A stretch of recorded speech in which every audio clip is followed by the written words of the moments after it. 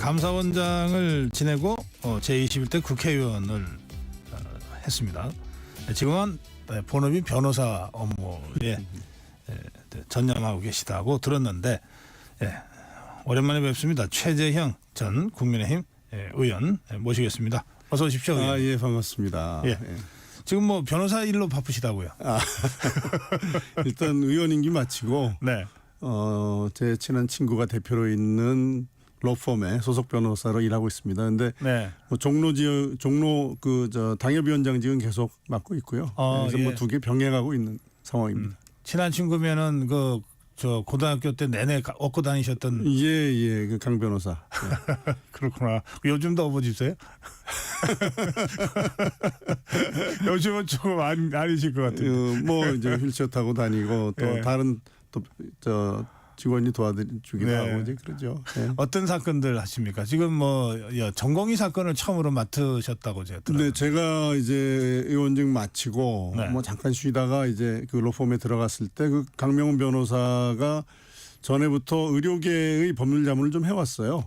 예. 그런데 제가 들어갔을 때 이미 전공의들하고 사이에서 전공의들이 그 당시에 사직서가 수리 안 되는 바람에 뭐 퇴직이 안 되니까 다른 병원으로 이제 전원도 안 되고 개업도 못 하고 또 군대 가고 싶어도 군대도 못 가고 유학이나 이런 모든 게 어려움이 있어서 그 문제를 행정처분 자체를 다툴 수도 있지만 사직서가 수리 안 되는 기간 동안의 임금이나 퇴직금 문제, 네. 그다음에 그 이후에 일을 하지 못함으로써 생겼던 손해 이런 것들을 다투면서 사직서 수리금지 명령이나 정부 여러 가지 조치들 네. 이런 것들이 좀 문제가 있다는 것을 좀 공론화하기 위한 그런 생각도 있습니다. 그래서 퇴직금 청구 소송, 그다음에 손해배상 청구 소송을 국가와 소속 병원을 상대로 제기를 했고 처음에는 뭐 3명 정도 했었는데요. 이게 알려지고 나서 여러분들이 많이 와서 지금 한 1,000명 정도 그래요? 이제 그럼 이게 일종의 집단 하고 소송 있습니다. 병원별로 들어가는 거죠, 그러니까 소속 병원별로 이제 그 사건이 별개죠. 그렇군요. 예. 그러면 이 소송 대상은 병원이군요. 정부가 아니고. 정부와 그 소속 병원 또 학교법인은 이 경우는 학교법인이 되겠죠. 공동 피고로 해서 소송을 제기했습니다. 그러시군요.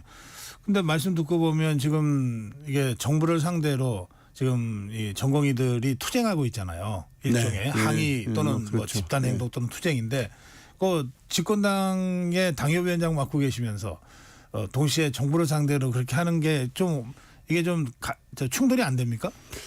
제가 집권당 소속 의원이라는 걸 떠나서 뭐 정치인으로서 이 소위 말하면 여론과 관련해서 전공의들의 그러한 집단적인 행동에 동조하는 것처럼 소송을 대리하는 것이 좋으냐 하는 말도 있었어요. 그런데 일단 변호사로서 이제 법률적인 도움이 필요로 하는 그러한 분들을 도와주는 거는 당연히 해야 될 일이고, 그다음에 의료 정책 자체가 지금 너무 좀 거칩니다. 그리고 뭐 여러 가지 문제들이 있어서 이런 것들을 좀 공론화해서 국민들에게도 알리고 사회적인 합의를 도출하는데 좀 도움을 줄 필요가 있다. 이런 생각에서 공익적 차원에서도 이 소송을 수임한 겁니다. 국회의원 하실 때 21대 국회죠.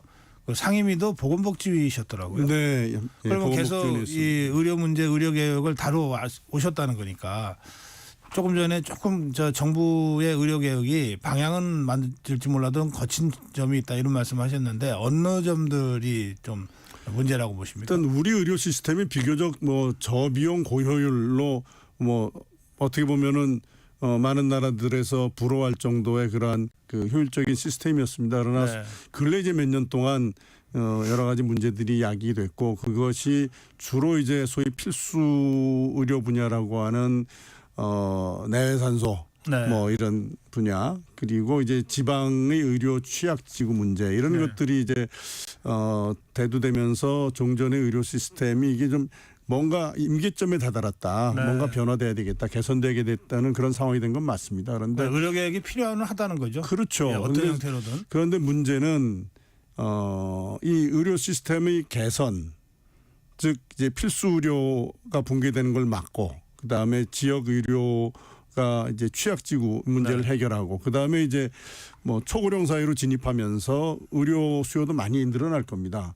그렇다면 이런 모든 것을 종합적으로 고려하고 또 의료 기술도 많이 발달될 거니까요. 네. 이런 것들을 고려해서 그 문제를 어떻게 해결할 것이냐라고 먼저 그 대책을 세우고 그렇다면 의사 수를 어떻게 할 것이 어떻게 하는 것이 맞느냐. 뭐 늘릴 수도 있겠고 뭐 지금 적당하다 또는 뭐 줄여야 된다. 뭐 여러 가지 다양한 견해가 있을 텐데 일단 네. 의료 시스템의 개선안이 나오고 나서 네. 거기에 따라서 이제 의대 정원이 늘려야 되느냐 이 문제가 나와야 될 텐데 네. 좀 그 순서가 바뀐 것 같습니다. 의대 정원을 늘려놓고 그다음에 뭐 여러 가지 비난이 있으니까 뭐 과학적이고 합리적이라 그랬다가 근거가 이제 좀 설명이 잘 안 됐고요. 네. 그리고 나서 이 의대 정원을 늘려놓으면 소위 낙수 효과로 이제 뭐 필수 의료도 가고 지역 의료도 해결될 것이다 하는데 사실은 뭐 의료계는 좀 다르다고 봅니다. 그리고 낙수 효과가 만일에 있다 하더라도 그러면은 지금 소위 말하면 피한성이라고 하는 우리 의사들이 많이 가는데 다 몰리고 나서 남은 사람들이 정말 중요한 필수 의료에 간다. 이거는 좀 바람직한 건 아니라고 봅니다. 예. 그래서 저는 이 일의 순서가 좀 바뀌었다. 그리고 이 정책을 추진하는 과정에서 의사들을 어떻게 보면 국민들과 대척점에 놓고 이거 마치 뭐 쌈을 붙이는 것처럼 정책을 했어요. 그거는 좀 바람직하지 않습니다. 정부가 의료계와 싸워서 뭐 이게 뭐 이기고 지는 게 문제가 아니라 정말 해야 될 거는 의료 시스템의 개선이거든요. 네. 그래서 그렇다면은 뭐 누가 잘했느냐 잘못했느냐의 문제를 떠나서 이 문제를 궁극적으로 해결해야 될 예. 책임은 정부에게 있죠. 그러니까 예. 정부가 좀 그런 자세로 이 문제를 다뤄줬으면 좋겠습니다. 오늘 정부와 일부 의료 단체입니다만 뭐 서울대 의대 비대위 간에 이제 토론회가 있다 그럽니다. 네. 그러니까 이게 이제 그 여야 의정 그 대화를 통한 그 공론 도출과 그것에 기반한 의료 개혁, 의료 개선 출발점이나 또는 하나의 계기가 될 수 있다. 그렇게 보시나요? 좋은 뭐 일단은 뭐 대화를 한다는 것 자체는 뭐 좀 더 진일보한 상황이라고 봅니다만은 저는 그렇게 생각합니다. 지금 의료계와 정부 사이에 워낙 신뢰가 무너져 있는 게 사실입니다. 의료 보건복지부나 교육부에서 그동안 쭉 추진했던 정책의 그 모양새를 보면은 네. 사실은 어떻게 보면 의료계를 좀 아주 이기적인 기득권 세력으로 이렇게 좀 그렇게 치부하는 면이 있었고 정책 자체가 좀 너무 거칠었어요. 그래서 신뢰가 제가 보기에는 예. 뭐 신뢰가 뭐 거의 다 허물어졌다 알겠습니다. 이렇게 생각이 지금 되고 그래서 예. 정부 입장에서는 뭐 그동안 정책이 잘못됐다 잘했다 이런 문제를 떠나서 대화 창구를 바꾸는 게 필요하다고 생각합니다. 대화 창구를. 예. 네. 지금 전공의 소송 대리하고 계시니까 전공의들이 사실 이 사태의 핵심에 있잖아요. 그렇죠. 그런데 대화 자체를 지금 거부하고 있지 않습니까? 이를테면 선행 조건, 그 의대 정원 백지화를 조건으로 걸고 지금 하고 있는데 전공의들이 왜 그렇게 저 강경한 입장이 됐나요? 저도 뭐 사실은 전공의들이 빨리 복귀해서 네. 환자 앞으로 돌아오는 게 바람직하다고 생각을 합니다만은 제가 생각하기에는 네. 현재와 같은 그 정부의 정책 하에서는 의료인으로서의 자기들이 미래가 과연 있을 것인지 자기들이 과연 의료인으로서 보람있게 일할 수 있을 것인지에 대해서 좀 근본적으로 회의적인 것 같고요. 제가 소송 대리하고 그분들하고 이제 뭐 간접적으로 접촉하면서 보니까 이렇게 어느 한 대표에 의해서 이렇게 조직화되어 있지가 않아요. 아, 그렇습니까? 그래서 그렇기 때문에 그런 것 그 전공의들 특히 이제 젊은 세대의 특징을 좀 잘 이해하면서 대화를 하는 게 좋겠다고 생각합니다. 알겠습니다. 근데 참 최재형 의원과 대담 중인데 그 의원님 국무총리 될 뻔하셨더라고요. 뭐, 명태균 씨를 혹시 아십니까? 제가 전혀 모르는 분이고요. 네. 얼마 전에 김영선 의원 뭐 공천 관련해 가지고 신문 보도 난 걸 보고 네. 아 이런 분이 계시구나. 네. 뭐 그때 처음 알았습니다. 예, 네. 뭐 총리 공천 얘기는 더더군다나 뭐 금시초문이고요. 네, 명태균 씨가 언론에 인터뷰를 하면서 네. 윤석열 대통령한테 최재형 의원을 국무총리로 추천했다 이렇게 공개적으로 얘기를 했거든요. 예. 그러니까 뭐 그게 아니, 그 당시에 사실은 뭐 제가 감사운동도 지내고 그래서 네. 뭐 그런 생각을 가진 분들이 뭐 있긴 있었을 것 같습니다. 그런데 네. 뭐 제가 명태균이라는 분을 개인적으로 전혀 알지 못하는 분이기 때문에 그 부분에 네. 대해서는 뭐 제가 더 드릴 말씀이 없습니다. 알겠습니다. 아니 당시에 제 기억에도 꼭 명태균 씨만이 아니라 여러 사람들이 이제 그 개각하는 과정에서 네. 뭐 총리 물망, 장관 물망으로 오르지 않았습니까? 수많은 사람이 올랐겠죠. 그때 네. 저 최재형 의원님도 그 당시 총리 물망, 뭐 그러니까 감사원장까지 지냈기 때문에 사실 장관 물망에는 별로 안 오르셨어요. 그런데 총리 물망에는 올랐던 것으로 저도 기억하는데 알겠습니다. 자, 명태균 씨는 전혀 모르는 사람이다. 만난 적도 없다. 자, 그런데 명태균 씨가 지금 그 언론을 통해서 지금 발언하는 거 하나하나로 막 정치권이 막 흔들흔들 하잖아요. 이 현상을 어떻게 보십니까? 이게 이제 예. 명태균 씨는 뭐 제가 뭐 잘 모르는 분이지만 네. 이렇게 언론에 나오는 걸 보면은 소위 네. 말하면 정치 브로커 같은 분 아닌가 싶은데요. 네. 이제 그런 분이 그 말 한마디에 우리 정치권이 흔들린다. 또 뭐 언론계도 사실 그걸 뭐 대대적으로 보도한다 이런 걸 보면은 그 사람이 주장이 맞는지 여부를 떠나서 네. 우리 정치가 이게 정말 좀 상식적이기도 또 투명하지도 않다. 그래서 우리 정치가 너무나 좀 많은 불안한 요소를 지금 가지고 있는 거 아니냐. 네. 뭐 저는 그런 우려를 좀 가지고 있습니다. 그 뭐 여권 일각에서는 이제 이 명태균 씨가 자꾸 뭔가 있는 듯이 언론에 지금 인터뷰를 하면서 뭐 대통령도 막 압박하고 막 이런 형국이 이제 계속되니까 아니 뭐 뭔지 모르겠는데 있으면 다 그럼 공개하시오. 이렇게 당당하게 대처를 못하냐 무슨 약점이나 진짜 잡힌 것처럼 이렇게 답답해하는 분들도 계시더라고요. 그렇죠. 과연 근데 명태균 씨 말을 우리가 얼마나 신뢰할 수 있느냐 그건 네. 또 뭐 좀 의문이긴 합니다. 네. 의문이긴 한데 아까도 말씀드린 것처럼 그게 이제 확실한 근거가 제시되지도 않은 상태에서 막 언론에 보도되는 것 자체는 저는 좀 바람직하지 않다고 생각을 하고요. 네. 이런 그 폭로성 협박성 발언에 이제 흔들릴 정도로 우리 정치가 이렇게 취약하다라는 것을 뭐 느끼고 있습니다만은 문제는 지금 말씀하신 것처럼 네. 아마 이제 뭐 다 기억은 못할 수도 있습니다. 뭐 특히 뭐 대선 그 치르는 과정에서 얼마나 복잡하고 많은 사람들을 만나겠습니까? 그러나 기억나는 게 있고 뭐 조금이라도 소위 말하면 그 의혹의 소지가 있는 부분이 있다면 말씀하신 것처럼 먼저 다 공개를 하고 네. 털고 가는 게 저는 맞다고 생각합니다. 그리고 이 문제에 언제까지 우리 정치가 휘둘러서야 되겠습니까? 알겠습니다. 그 민주당이 김건희 여사 특검법을 여러 차례 지금 강행 처리했는데 대통령의 제2요구권으로 그때 이제 재표결 부결되고 이렇게 되니까 그 김건희 여사 특검법을 다시 강행을 한다고 합니다. 한편으론 예. 그러면서 동시에 상설 특검도 국회 규칙 고쳐서 이 야당이 추천하는 걸 그냥 임명하도록 국회 규칙을 고치면서 이것도 추진하고 있는데 이 문제에 대해서는 의원님 어떤 판단이십니까? 김건희 여사에 관한 특검 예.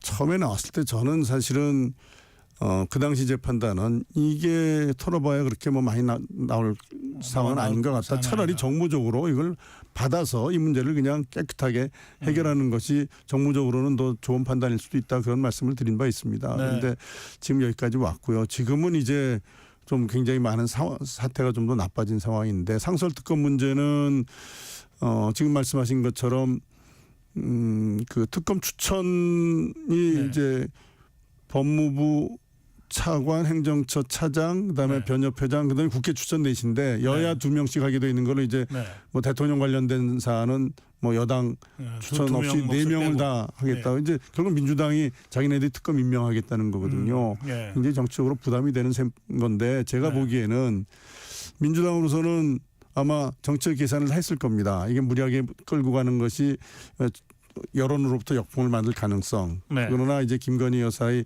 여러 가지 그 의혹들에 대한 국민의 어떤 그 좀 반감 이런 것들을 계산해서 정치적인 셈이 끝난 것 같습니다. 그래서 그건 밀고 갈 것 같고요. 네. 그렇다면은 이 좀 정치적으로 많은 혼란스러운 상황이 되겠죠. 예. 그래요. 이게 뭐 대통령 거부권도 이게 법안이 아니기 때문에 네. 행사하기 어려운 상황이고. 그렇죠. 예. 예.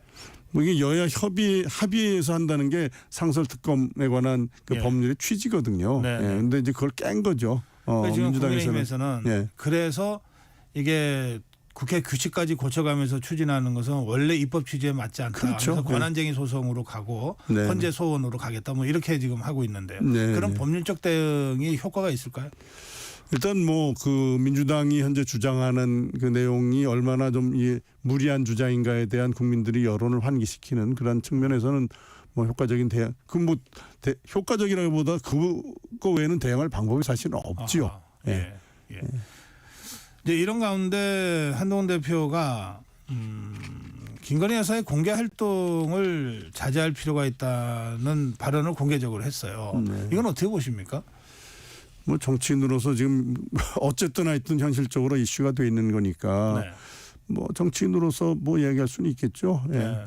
한동훈 대표가 뭐 하는 얘기는 정치인으로서는 할 수 있는 얘기다. 그런데 김건희 여사가 실제로 공개 활동 자제해야 된다고 생각하시나요?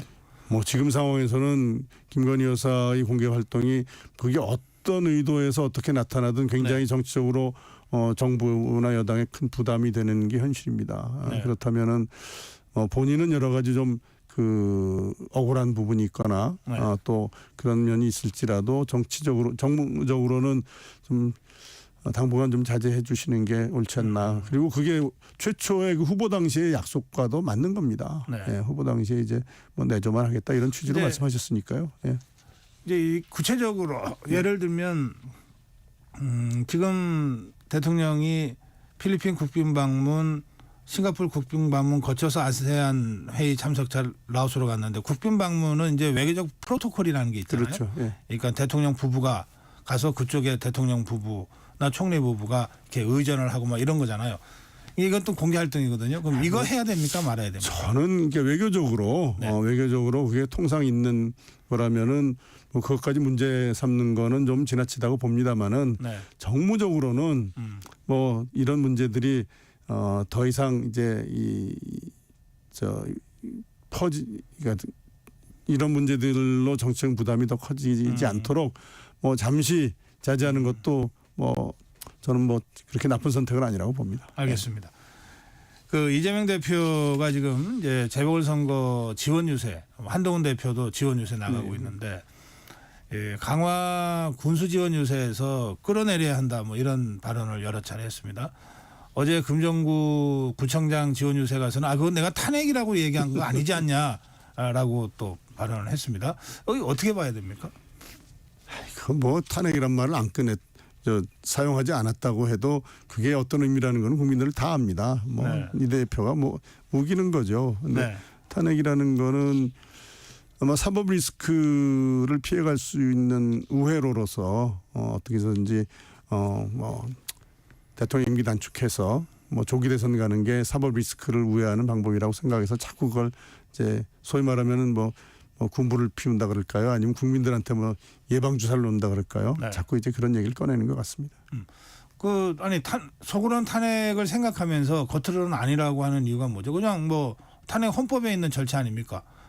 그냥 공개적으로 얘기할 수 있는 얘기인데 왜 끝까지 공개적으로는 아니라고 그러는 거죠? 그 이유는 잘 모르겠어요. 타임라인이 있겠죠.